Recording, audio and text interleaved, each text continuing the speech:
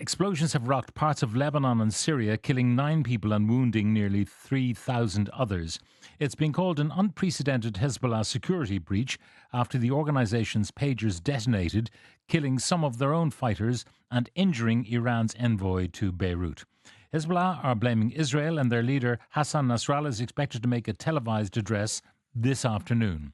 Joining me now to talk about these developments, Scott Lucas, professor and political analyst at the Clinton Institute at University College Dublin. Scott, good morning.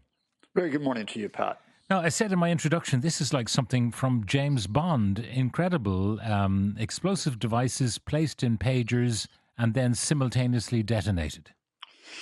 It's sort of James Bond when you describe that, the type of technology used. But Pat, what strikes me this morning is that next to that, it's the very real day-to-day that's involved, because you're talking probably up to around 5,000 pagers that could have been detonated. And they're being detonated not as you have like a group of Hezbollah people in a military compound.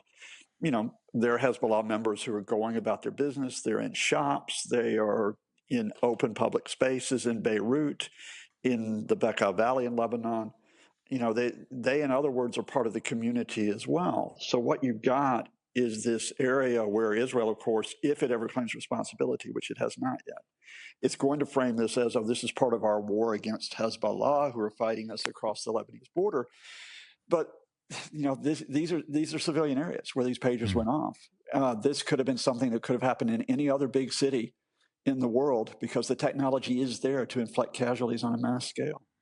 Now, the way this was done, I mean, the Taiwanese firm whose name, it appears, has been located on the pager says didn't come from us. It was made by a European company. We gave them badging rights, but it wasn't us.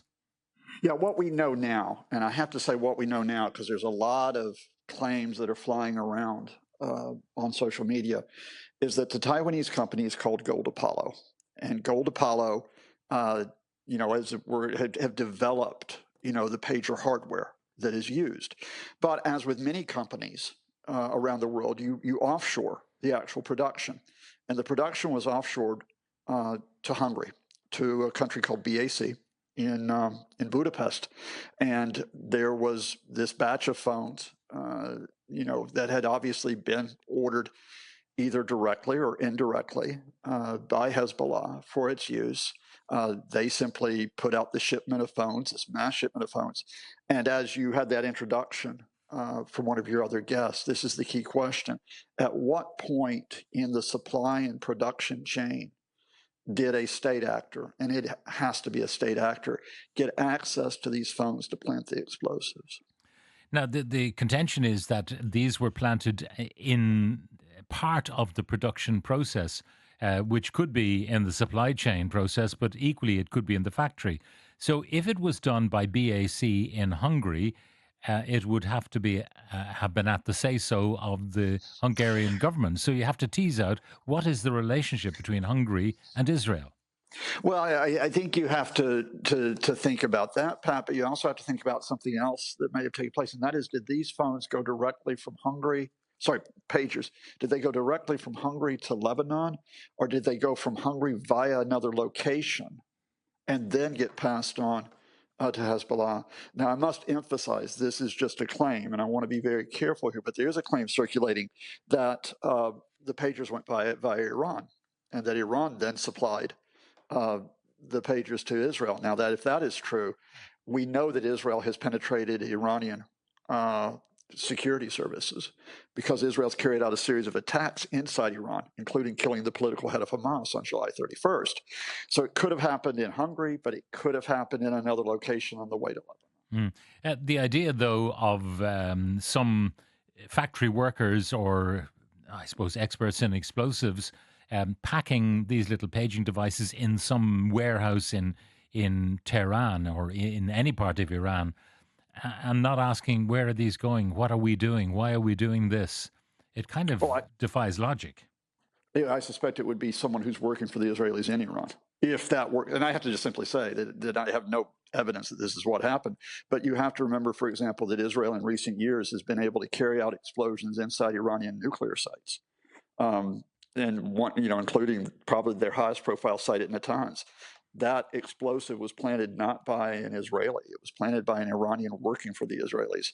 So this would have been a witting Iranian working with the Israelis to carry out this operation. Now, the order placed by Hezbollah, who are, after all, the ruling party in Lebanon, this would Mm. be, if you like, a government order, and known to be going to Hezbollah ultimately. That means that that order process had been already penetrated by Mossad, one presumes, on behalf of the Israelis. Yeah, in other words, that this would have been an operation that would have been developed for months, possibly even years, where you effectively are able to track the movement of items that go to Hezbollah. And as you quite rightly point out, it's not a simple, straightforward process of Hezbollah being a quote terrorist organization. Hezbollah has been part of the government in Lebanon, part of the coalition. Hezbollah members are MPs. They have been ministers. So they have their own military forces, of course, which are distinct from the Lebanese military. But you're in a very, very, as it were, mixed area that they interact with Lebanese agencies, and that causes a further issue here, which is, Israel will say, "Oh, we attacked Hezbollah," but Lebanon will have to treat this as an attack on Lebanese institutions, as well as on the Lebanese people.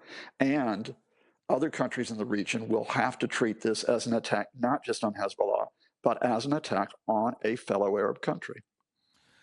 So, 2,000, 5,000, whatever the number might have been of those pagers that were intercepted and interfered with at some level. And we don't know precisely what the mechanism of these explosions, whether it's high explosive or whether it combines with what is probably a lithium battery within to maximize the localized damage caused by the exploding pager.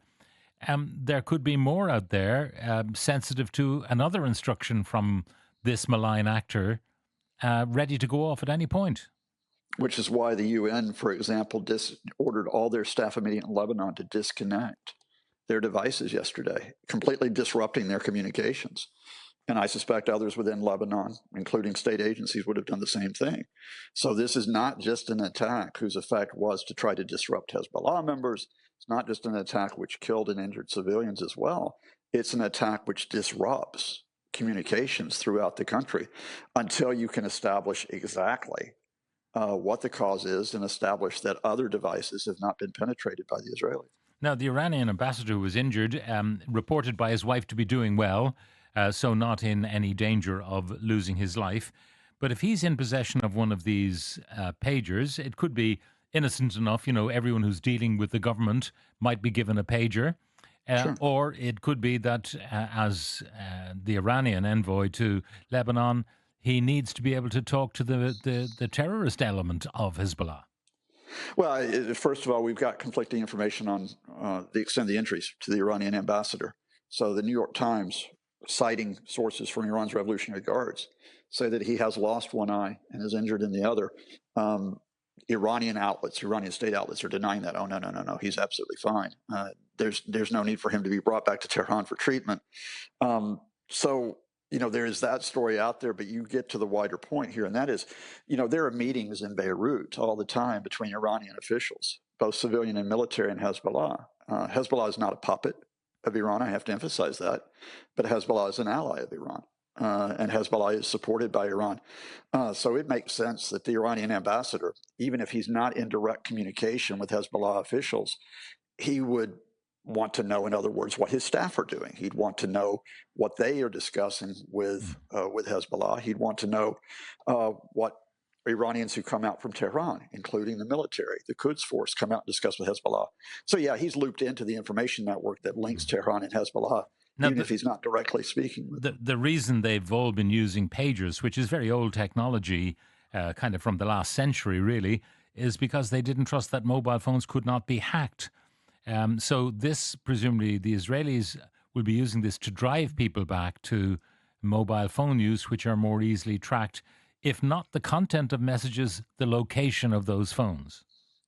Or you absolutely disrupt, as we mentioned earlier, the ability to communicate by making people scared both of mobile phones and of pagers, which means you have to go, for example, to consider face-to-face meetings to take place. So this is an attack which has multiple levels here, but I think your point is a salient one, which is we focused in recent years through the ability to track mobile phones and the ability to carry out attacks either by finding out where someone is or by actually trying to, mess around and causing, those devices to injure whoever's carrying them. Now you have to look at pagers having been penetrated as well. Um, what we're talking about here, Pat, is that although it hasn't received as much attention, quite rightly, as the killing of more than 41,000 people in Gaza since October 7th, we're talking about what is a full spectrum conflict between Israel and Hezbollah. It's not an out and out direct war on the ground, but every other means is being used now by one side to cripple the other. Finally, Scott, and briefly, what is likely to be the response from Hezbollah, because they have insisted that the perpetrators will be punished for their sinful actions?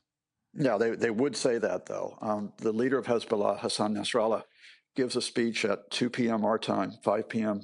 In Beirut, and we'll see what signals he gives there. But I want to add something that hasn't been picked up yet.